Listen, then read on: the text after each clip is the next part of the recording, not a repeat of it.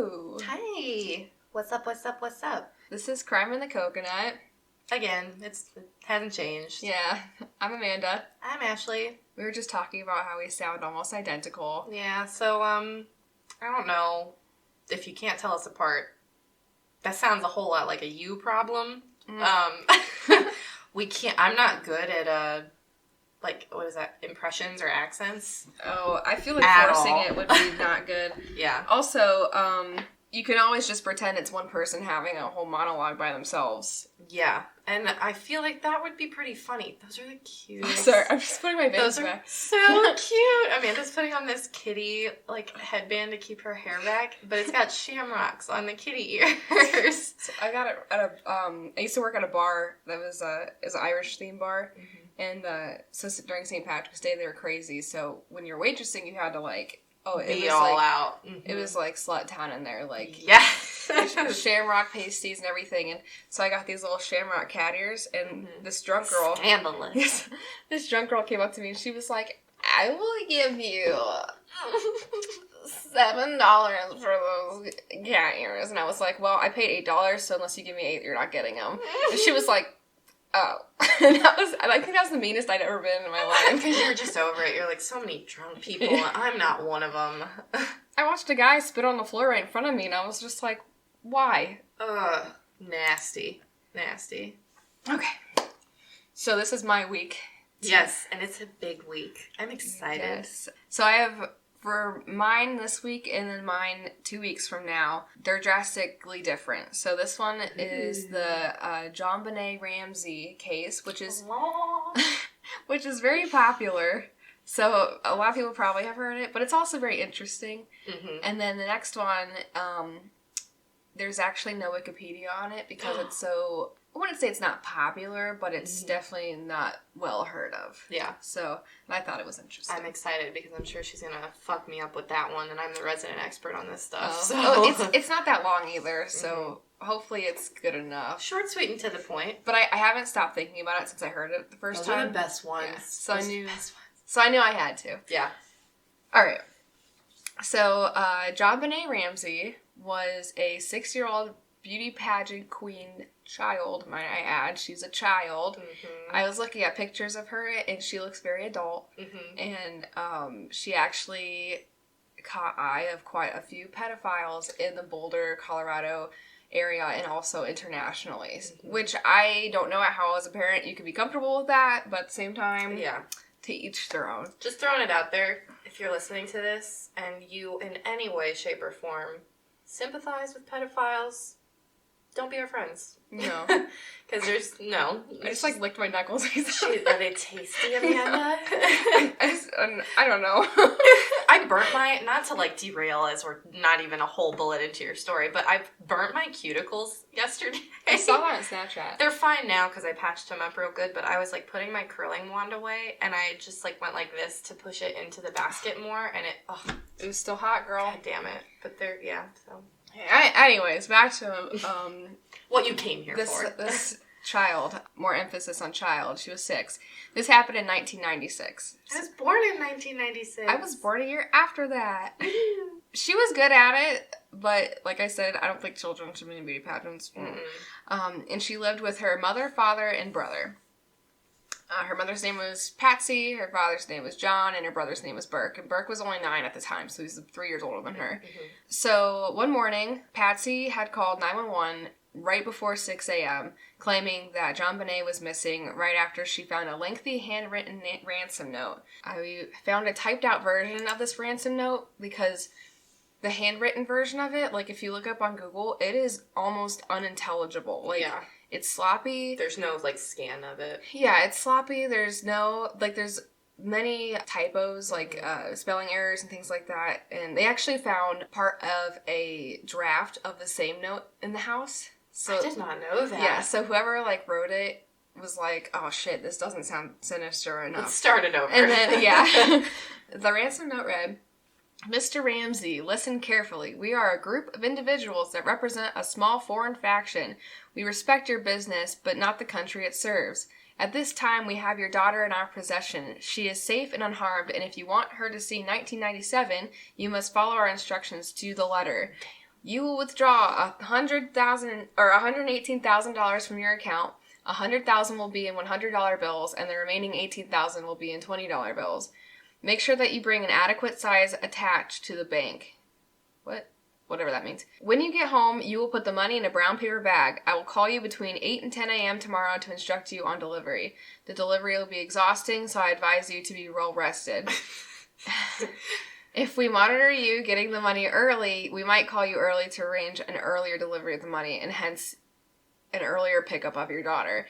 Any deviation from my instructions will result in the immediate execution of your daughter. You will also be denied her remains for proper burial. The two gentlemen watching over your daughter do not particularly like you, so I advise you not to provoke them. Speaking to anyone about your situation, such as police or FBI, will result in your daughter being beheaded. This is difficult. Being beheaded. Or beheaded. God. It's the same thing. Anyways, let me just say, this sounds so comedic. Like, there's... It does. It sounds like a movie. It's like a child wrote it. Yeah. It's like, I'll have you know that my father trained in the Navy SEALs for 30 years, and it's like, relax. Like, by the way, the people watching your daughter don't fucking like you, so don't piss them off. Like, well, whoever's doing this doesn't fucking like me. I like how they're like negotiating the time to pick up money. It's like, you will pick up this money at this time, and you will meet me at this time. But if you want to get it earlier, I understand. We can work something out. It's like, sure. You're gonna be real tired after all this too, so you might want to take a nap. Yeah. Like, I'm tired reading this letter. So anyways, it goes on to say, if we catch you talking to a stray dog, she dies. Alright. If you alert bank authorities, she dies. If the money is in any way marked or tampered with, she dies. You can try to deceive us, but be warned, we are familiar with law enforcement, countermeasures, and tactics. You stand a 99% chance of killing your daughter if you try to outsmart us. Follow your instructions, and you stand a 100% chance of getting her back. You and your family are under constant scrutiny, as well as the authorities. Don't try to grow a brain, John. You are not the only fat cat around, so don't think that killing will be difficult. Don't underestimate us, John. Use that good southern common sense of yours. It's up to you now, John. ! Victory! ! SBTC. I like how it says you stand a 99% chance of killing your daughter if you try to outsmart us. So there's a 1% chance that he can outsmart them. They were honest. They were like, you know what? You might be able to do it. We're good. Don't try. We're good, but the odds are not in your favor. And I'm sure you'll talk about this. The only, real thing I know about this ransom note is wasn't it written inside the house? Yeah, it was written on paper that was found inside the house. So, here's my question.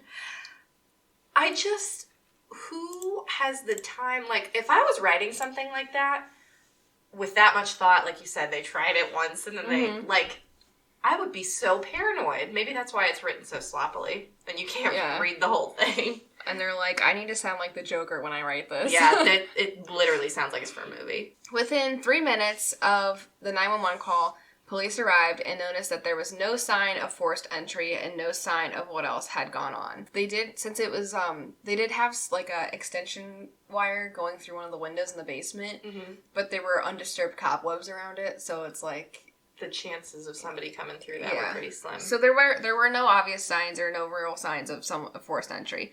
An officer during a search of the house had gone into the basement but failed to open a single crucial door that had a wooden latch. Talk about a butterfly effect, because these things might have been a lot different if he had opened that door sooner. Yeah. So soon after that, the father, John, made arrangements to pay the ransom. Friends and family and the family's minister came to the house in support. So far, forensics team had only cornered off JonBenet's room. During this, literally everyone went through and cleaned the house in an attempt to make them feel better, which basically destroyed all of the evidence. I just don't understand it. I don't either. I'll never understand it. So, at 8 a.m., only 2 hours after Patsy had called the police initially, a detective arrived with the intent to meet up with the kidnappers so they could collect their ransom, but nobody showed. At 1 p.m., the detective asked John and one close family friend to search the house to see if they noticed anything amiss. Because, when you have police go in, they're not going to notice if, one picture's hanging where it wasn't before, or whatever. John, the dad, then went to the basement and opened that door that the officer had overlooked and found JonBenet's body stuffed inside. Oh. And I mean, I knew she died already. Yeah. But it's just... I remember the first time I heard this, it gave me chills. Mm-hmm. I was like, I don't know what I would even think if my daughter was missing and I was frantically searching for her and praying that she was okay, and the whole time she was dead in a room in my house. Yeah, you burn that house down. Yeah. You leave and you never come back. JonBenet's mouth was covered with duct tape, and a nylon cord was found around her wrist and neck, and her torso was covered with a little white blanket. And right after John found this, he proceeded to carry her body upstairs, which in turn destroyed any evidence that had been there. Crucial evidence. And I can understand that, because like you're like, oh my god, you don't think about that. And you don't think about preserving evidence. You don't think, I don't need to touch it. Like, you are in shock. You're like, this is my baby. And at this point, like, I could see you open that door and you still think she's missing. Like, you don't necessarily think she's dead, and it's not necessarily bloody when you walk in. So you think, well, she's just here passed out. Like, the duct tape on her mouth. Like, let me get that off so she can breathe. So I could see, like, running to her and touching her. Mm-hmm. Her autopsy reported that she had died of a craniocerebral brain damage and asphyxiation, meaning blunt force trauma and strangulation. They ruled that she was not raped, but that doesn't rule out some other sexual assault. No semen was found, but there was a vaginal injury and that she had been wiped with a cloth. JonBenet's underwear had a blood stain on it of unknown male origin even after they blood tested the whole family. So all this DNA they found on her was not any of the family members. Yeah. 6 different unknown origins of DNA were found on JonBenet's body. God. Everything points to only one person doing this, except in the ransom note when it said, "We are a faction of people." Like, they wrote it like there were multiple people, and then this being 6 different points of DNA. Yeah. Those are the only things, but I'm still not convinced it was multiple people. Right, and DNA can come from, like, anywhere. And the fact that they botched this up by him, taking her, that, I mean, those little tiny pieces of DNA could have come from, they could have all literally been on one person. Yeah, so I feel like that's basically out the window. Yeah, and I feel like if it was multiple people, she was found inside the house. There's no way 6 people are hiding in your house and you're not knowing. One person, okay, I could see that. But 6 people in your house, it's not happening. All scrambling. They're like huddled around this ransom note like a little project team. No. Exclamation point right here. Yeah, exclamation point. It's like, victory. I don't want to be the one who has to write this, because that means you guys are going to get credit for all the work I did. Yeah. Oh, it's not funny. It's not. This is really terrible. Let's just remind you that she's 6 years old. Yeah. Like... Ugh. Okay. Anyways, the weird thing is that the cord around her neck was tightened with a paintbrush. So like a garrote? A garrote, like where they use a stick of some kind to tighten it. Oh my god, a garrote on a 6-year-old. But only part of it. It was only part of a paintbrush. Another part of the same paintbrush was found in Patsy's art bin, and the last missing part was never found again. JonBenet had recently, this part I hadn't heard about until I was like deep diving some Wikipedia page. JonBenet had recently eaten pineapple shortly before her death, and there was a bowl of pineapple with a spoon in it on the counter, but neither John or Patsy had any recollection of preparing it for her. But her 9-year-old brother Burke's prints were found on the bowl. But didn't they say he was asleep the whole time this was going on? Yeah. He didn't wake up until 9 o'clock, and that was after the police had gotten there. Quote, unquote. Ooh. I didn't dive too deep into Burke possibly being a suspect. Well, and he sues people if you defame him, so, like, we're not throwing you under the bus. Yeah. But I also don't think he did it because he seemed very oblivious to everything, and no evidence really points towards him. Except for possibly the pineapple. And I think maybe, like, before bed, she asked for pineapple and he could have just given it to her. Like, it's not a normal, it's not like a weird thing for it to happen. And or he got pineapple, forgot about it, and then she found it and ate it. Right. I think he's a little weird now, but I don't think he did it. Well, you're probably going to end up weird after this being your life. I have some theories. Bring it on. So, one theory that I did cut out, but I'm going to throw it in there. This is not going to be very long. I'm going to throw it in there anyways. Her neighbor would play a Santa Claus very often, and he loved her. He thought she was so sweet. Have heard this. And he had a photo of her with him at all times, and she had, one year, had gifted him, as Santa Claus, a vial of glitter, and he would carry it with him everywhere because that he loved it so much. He took it with him into surgery and then asked for his ashes to be mixed with it. This hurts my heart. I think it's weird. It's weird, but, like, at the same time, if he was, depending on his age, if he was an old man, and he had no one left, I could had no kids. Yeah, I could see him being very attached to her. Yeah. It is a little weird, but, like, it's also kind of cute. Yeah, that's kind of what I chalked it up to. So there was no evidence pointing towards him. So I'm like, all right, I'm just gonna cut him out. But for the sake of time, that's a theory. Yeah. One of the theories is 1 out of 12 times a child dies in a murder case, it's a parent or a caregiver. Mm-hmm. So police could not find any type of forced entry, but with the weird ransom note, there showed a possibility of staging. Mm-hmm. One theory was that Patsy had stricken JonBenet in a fit of anger after a bedwetting episode. But the Ramseys had no history of ever using any kind of physical discipline on their children. Okay. So it's kind of weird. And Patsy had no history of angry issues. So it's, like, kind of weird. Mm-hmm. Like, I understand, like, people who are a little more aggressive with discipline, possibly. Yeah. Accidentally and when a kid wets the bed, it's a little frustrating. I get it. But if she had never, like, spanked her kids before, going from... sit in the corner for timeout to, like, now I'm gonna hit you over the head. Like, that's a little extreme. And put a garrote around your neck, Yeah. A grand jury had decided to indict the parents on account of child abuse, saying that they were at fault for ever putting her in a situation where she could have been harmed, but failed due to lack of evidence, which I agree with. It's unfortunate that whatever happened to your child happened to your child. But on top of that, you're going to blame the parents for them. Yeah. Like, she was in a safe environment. She was in her room. She was in her bed. What else do you want them to do? Right, and if they don't, I mean, DNA has cleared them. There's no evidence of anything against them. I don't think that's fair. If they had evidence, then maybe, but... Mm-hmm. Yeah. Yeah, I do feel bad for them. Plus, weren't they, like, filthy fucking rich? Mm-hmm. So they were, like, celebrities. Like, they already had a lot of eye on them, and then this was... I mean, this is one of the most well-known cases. This is, like, right up there with the Lindbergh baby kidnapping. I can't imagine being in the limelight, and then they have to deal with the scrutiny of whether or not they killed their daughter. Yeah, basically. Another guy... So, I'm going to cover this... The last one I said about the Ramseys doing it, I don't think that happened. I'm going to cover another one I don't think that happened, and then I'm going to cover 2 more that I think are likely. Okay. So, the other one I don't think that happened was an ex-school teacher who was a known pedophile in the area, John Carr, had been living in Thailand after facing child pornography charges in the U.S.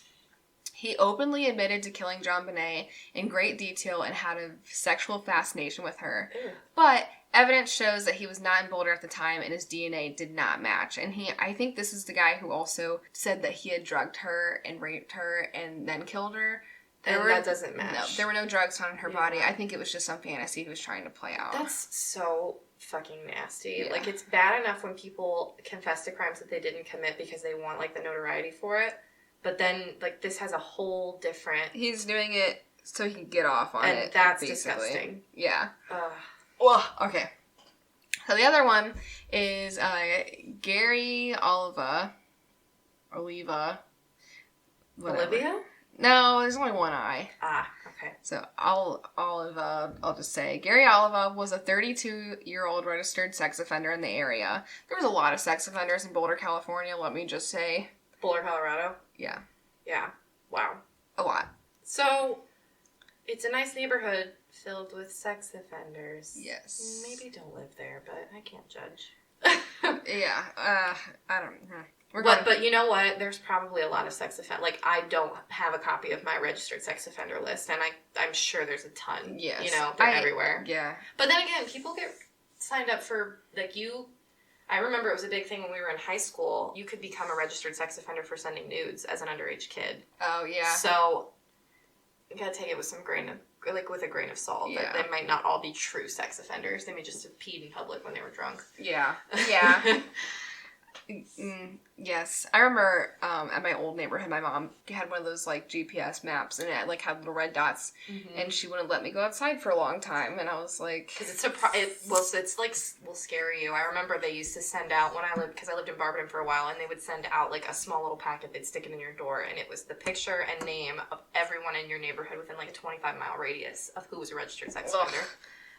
Ugh, okay. Yeah. That's nasty. That's uncomfortable. Yeah.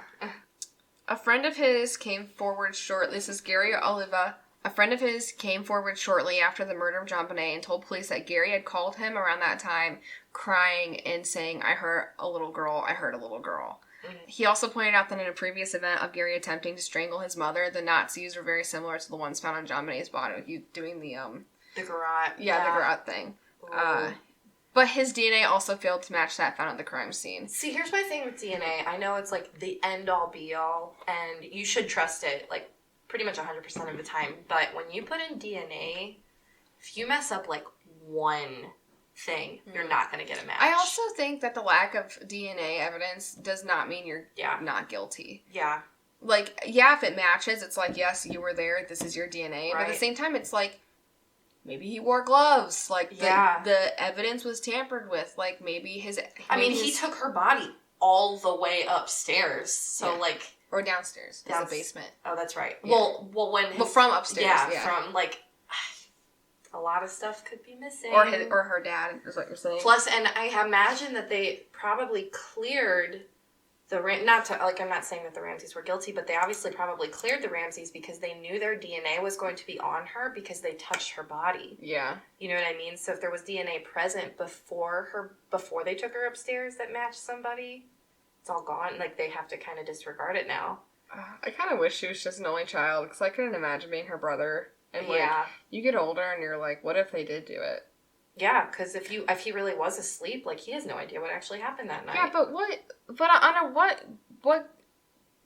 why would they have killed their daughter is what I'm saying. Yeah, I agree with you. Unless they had some juicy life insurance policy on her, why? But I don't think that they did. And it didn't... I don't think she took her own life. Patsy didn't take her own life, did she? No, they're both still alive, I think. They're all still alive. Oh, okay. But, like, I'm pretty sure I've heard before that Patsy, like, lives with guilt. Well, there was another suspect who killed himself a couple days after her death. Oh. See, that's a little guilty, in my opinion. But then again, people have all kinds of mental health problems. But, yeah, I don't think... Listening to the story... And listening to all other possibilities, I don't think they killed her. I don't think so either. And it's so difficult because she was, like, nationally known before she died. Yeah. So you have so many suspects. Yeah. So many suspects. Didn't they interview, like, thousands of people? Yeah. Like, I have maybe 4 friends. Yeah. That's exactly. If I die, you got 4 people to look at. If I die, Amanda did it. Yeah. So, okay, the last one, which is who I think did it. I'm very excited. Their housekeeper, Linda Hoffman. Ooh, I have never heard this name before. This also goes hand in hand with the 1 out of 12 times a child dies in a murder case, it's a parent or a caregiver. I think a housekeeper counts as a caregiver. Yeah. Because they're basically like a babysitter at times. She lives there, basically, you know? Yeah, so she's suspected because Linda was very quickly to publicly accuse Patsy. Like, quick. Like, Patsy did it. I've never seen her so angry before in my life. Like, you're trying to take the attention off of you. You never want to be a suspect until you're going to put it on somebody else. Yeah, it's like, you weren't even suspected until you started opening your big fat mouth. Like, see, that's what I'm telling you. The more you talk, the guiltier you look. Yeah. So then Patsy came out and said, okay, well, Linda, a couple months before this happened, had came to the Ramseys and said that she was short on money and asked them for a loan of a few $1,000s, and they told her no.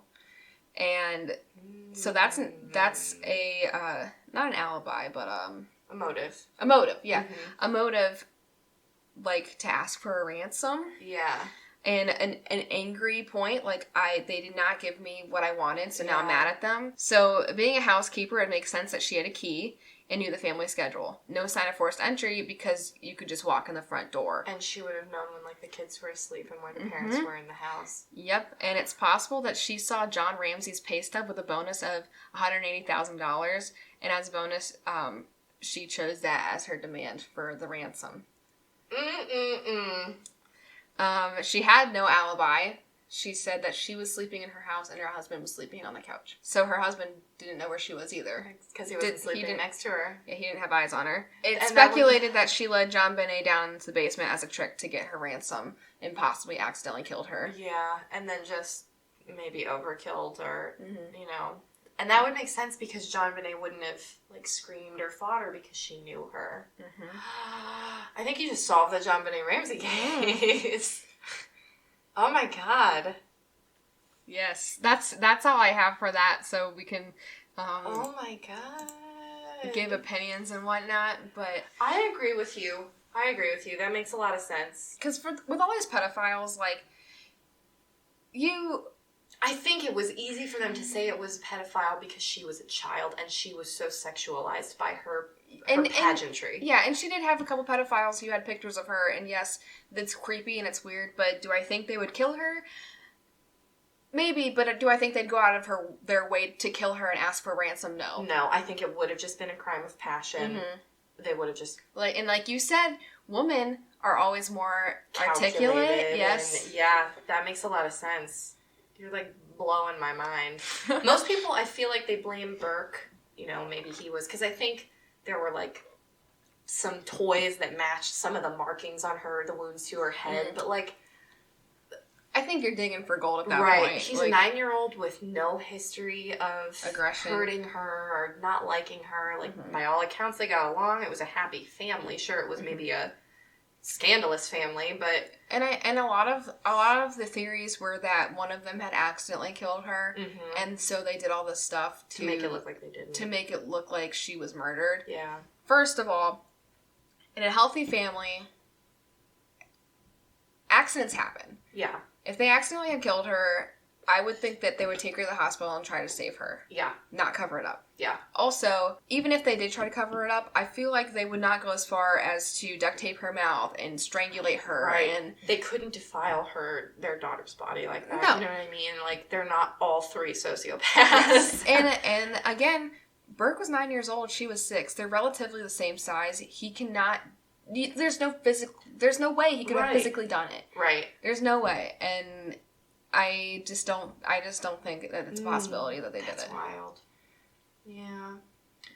That's so sad. I mean, I've seen pictures of JonBenet Ramsey, everybody knows, and she looks like in some of her pictures, she's dressed up like a Vegas showgirl. Yeah. And then I've seen the picture of her, I think it's the last picture ever taken of her.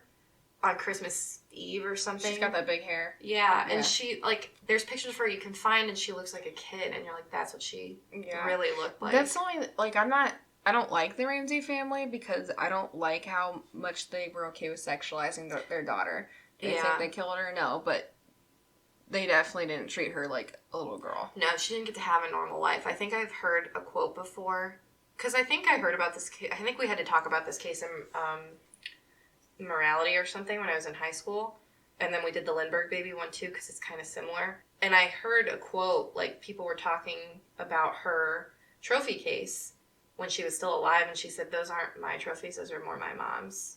And she was 6. That's a big statement for a 6-year-old. Well, so you ever, what's that show, the beauty pageant show? Oh, I hate that show because the kids... They hate it. Toddlers and Tiaras. Yes. That's what it's called. They hate it. They sit there, you can already tell their mental state is crumbling, and all the parents do is, I mean, they're all like these big, fat, disgusting women, and they're living vicariously through their children. Little tiny daughters. And there are pageants that, and maybe this was a big part of why JonBenet was in them, there are pageants that do give money, and I could see that being an incentive, like, building for college, scholarship, stuff like that. And not to, like, poo-poo on things like Miss America or, you know, anything like that, but to put a child through that kind of stress and that scrutiny and to have her look at her body that way at such a young age and to rip her, had she lived, her childhood would have been non-existent. There was a girl I knew who did beauty pageants. We were not friends. We were more like acquaintances, so like we'd see each other very rarely. She did not like me for like deeper reasons, but it was all shallow. Yeah. She won like Miss Ohio, so she was good. But she was so evil. She was such a mean girl, and I was like, because these pageants, I feel like they perpetuate the idea that you have to be better than all the other people around you. It's not about building up other women. It's, I gotta be prettier. I gotta look better in a bikini than she does. I have to have a better talent than she does. Yeah. You are literally trying to beat other women out. Yeah. And that's not what life should be. Right. Poor JonBenet. Yes. Poor little girl. All right. I think that this is a good place to drop our plugs. Yeah. You can follow us on Instagram at Crime in the Coconut.